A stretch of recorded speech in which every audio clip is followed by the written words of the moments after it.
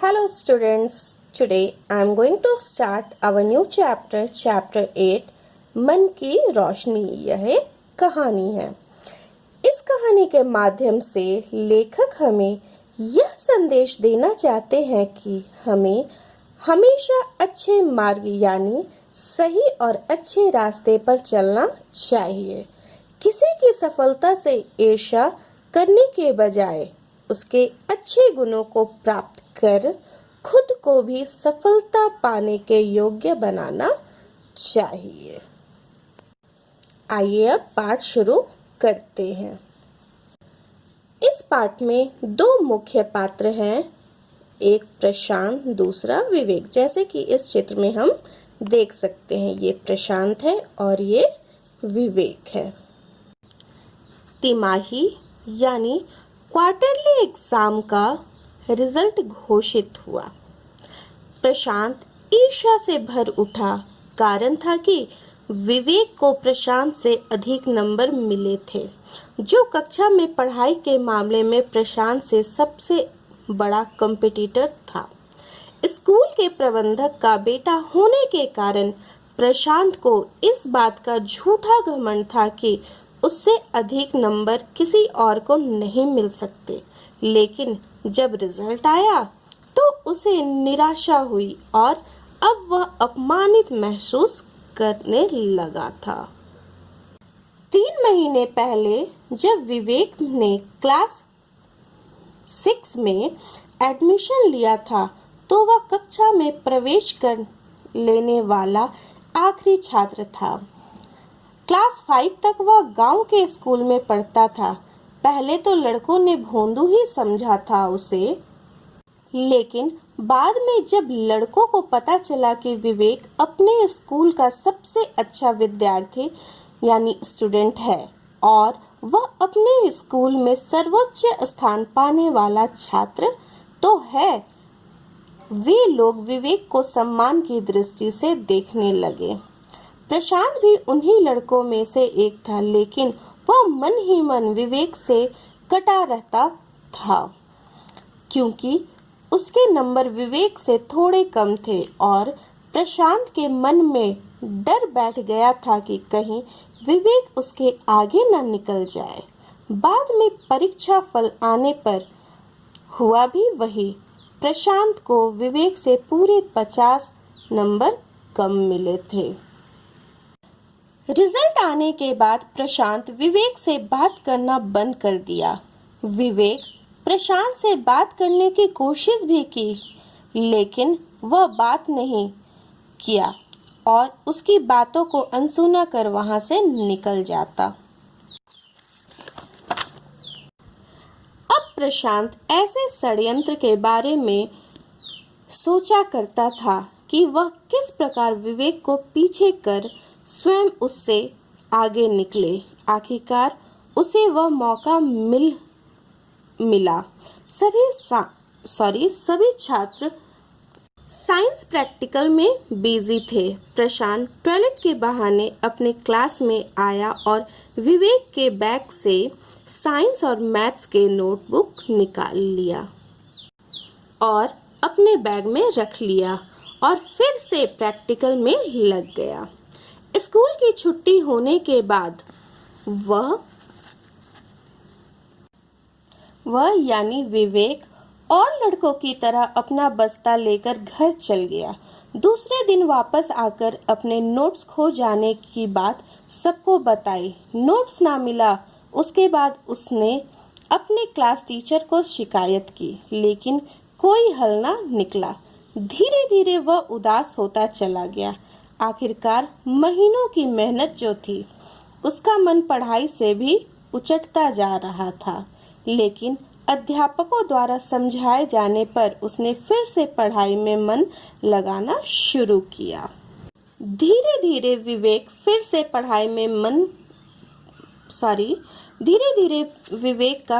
पढ़ाई में मन लग गया। हालांकि प्रशांत मन ही मन खुश रहा करता था कि विवेक के नोट्स की वजह से। अचानक प्रशांत को पीलिया यानी जॉन्डिस हो गया और वह कमजोर हो गया और डॉक्टर के डॉक्टर ने घर पर ही रहने के लिए कहा, उसे आराम करने की सलाह दी। प्रशांत का पढ़ाई की चिंता प्रशांत को पढ़ाई की चिंता सताने लगी। वहीं दूसरी ओर इस बात से परेशान था कि विवेक फिर से उसे आगे निकल जाएगा, लेकिन वह कुछ कर भी तो नहीं सकता था क्योंकि वह बीमार था और डॉक्टर ने उसे घर पर ही आराम करने की सलाह दी थी। स्थानीय समस्याओं को लेकर छात्रों द्वारा किए जा रहे संघर्ष के कारण नगर के सारे स्कूल कॉलेज दिवाली की छुट्टी से 4 दिन पहले ही 1 सप्ताह के लिए बंद कर दिए गए। प्रशांत इस अचानक की गई छुट्टी से वह मन ही मन दुखी हो गया। उसे लग रहा था कि किसी प्रकार भी एक दिन स्कूल जाता और इस छुट्टी में वह नोट्स कंप्लीट कर लेता। एक दिन प्रशांत अपने कमरे की सफाई और सजावट में व्यस्त था। तभी घर का कॉलबेल बजा। स्वयं प्रशांत जाकर देखा तो विवेक था। ना चाहते हुए भी प्रशांत विवेक को अपने कमरे में ले गया और कुर्सी पर बैठा दिया। तभी विवेक ने पूछा, कैसी तबीयत है प्रशांत? और विवेक ने बात शुरू की। यहाँ पे हम देख सकते हैं कि ये विवेक है, ये प्रशांत अपने कमरे में जाता है विवेक को लेकर और उसे चेयर पे बैठाता यानी कुर्सी पर बैठाता है। विवेक के द्वारा पूछे गए प्रश्न से प्रशांत उत्तर देता है, बिल्कुल ठीक हूँ, तुम कैसे हो? तुम्हारी पढ़ाई कैसी है? अब तक तो बहुत पढ़ा दिया गया होगा। अंतिम वाक्य कहते कहते प्रशांत मायूस हो जाता है। तभी विवेक कहता है, हाँ, पढ़ा तो बहुत दिया गया है और 15 दिसंबर से हमारी परीक्षा भी है, लेकिन तुम्हें चिंता करने की जरूरत नहीं है। मैंने अपने नोट्स के साथ साथ तुम्हारे नोट्स भी बनाता गया ताकि तुम्हारे काम आए। और नोट्स को टेबल पर रखते हुए कहा, उसके पिता की तबीयत खराब है, वह दवा लेने बाजार जा रहा है। यहाँ पे हम देख सकते हैं कि विवेक जो है वो यहाँ पे नोट्स रखता है, वो जो प्रशांत के लिए बनाया है। प्रशांत जब तक कुछ समझ पाता तब तक विवेक दरवाजे से बाहर जा चुका था। अब प्रशांत बुरी तरह छटपटा उठा। उसे लगा कि विवेक अपने छोटे कद में भी कितना महान है और वह स्वयं एक सुंदर व्यक्तित्व का होते हुए भी कितना नीच गिरा हुआ है। शाम तक प्रशांत अजीब सी उधेड़-बुन में पड़ा रहा। उधर चारों ओर दिवाली के कारण रंग बिरंगे बल्ब से सजावटें हो रही थी। चारों ओर रोशनी ही रोशनी थी, लेकिन प्रशांत के मन में अंधेरा घिरता जा रहा था। तभी अचानक वह विवेक के घर की ओर चल पड़ा और उसके कदम विवेक के घर पर जाकर रुक गए। विवेक का घर के नाम पर एक छोटा सा कमरा जिसमें वह अपने पापा के साथ रहता था और विवेक छत पर मोमबत्ती लगा रहा था। तभी विवेक की नजर प्रशांत पर पड़ी और वह खुशी से चहक उठा और वह प्रशांत को दिवाली मुबारक कहा। लेकिन तुम इस समय और यहाँ, कोई खास बात तो नहीं? हाँ विवेक, तभी तो आना पड़ा। प्रशांत सीढ़ियाँ चढ़ता हुआ छत पर आ गया और रेलिंग से टिककर विवेक से बोला, विवेक, तुम्हें याद है एक दिन संस्कृत वाले मास्टर साहब ने कहा था कि त्योहार इसलिए नहीं आते कि हम सिर्फ मिठाइयाँ खाएं, पटाखे छोड़ें और सिनेमा देखकर मौज मस्ती करें, बल्कि त्योहारों का महत्व तभी है कि हम ऐसे अवसरों पर मन का मैल साफ करके दूसरों की भलाई सोचें और उनकी खुशियों में हाथ बटाएं। हम खुद भले बने और दूसरों को भी भला बनने की प्रेरणा दे। विवेक प्रशांत की बातों को समझ ही नहीं पा रहा।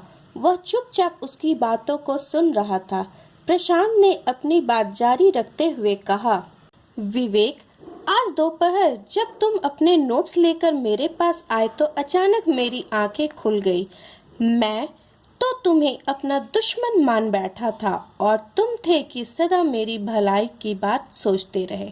इसलिए मुझे लगा कि जब तक मैं अपने मन के अंधियारे को नहीं मिटा लेता तब तक मेरे लिए इस दिवाली का कोई मतलब नहीं रह जाता।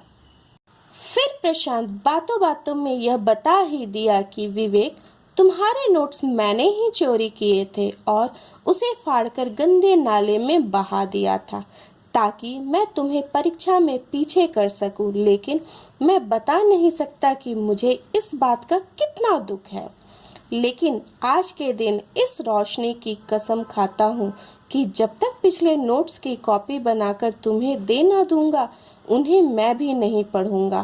तुम मेरा विश्वास करो कि स्कूल में हम जब तक पढ़ेंगे तब तक एक दूसरे से मिलजुल कर पढ़ेंगे, एक दूसरे के साथ मिलजुल कर रहेंगे। आज से तुम मुझे अपना दोस्त मानना स्वीकार कर लो। प्रशांत अपने इस लंबे भाषण के बाद उसका गला भर आया। पहले तो विवेक को प्रशांत की बातों पर विश्वास नहीं हुआ, परंतु इस बात ने उसके मन के मैल को दूर कर दिया। उसने प्रशांत का हाथ अपने हाथ में ले लिया और फिर से उसे कमरे में लाकर मिठाई की प्लेट उसके आगे रख कर दी। सामने ही गणेश लक्ष्मी की तस्वीर मुस्कुरा रही थी। अतः इस पाठ से हमें यह संदेश तथा प्रेरणा मिलती है कि हमें हमेशा अच्छे और सच्चे मार्ग पर चलना चाहिए। किसी की सफलता से ईर्ष्या नहीं करना चाहिए, बल्कि उसकी अच्छाई को अपने अंदर उतारने की कोशिश करनी चाहिए। इस पाठ को आप लोग एक बार अच्छे से पढ़ोगे।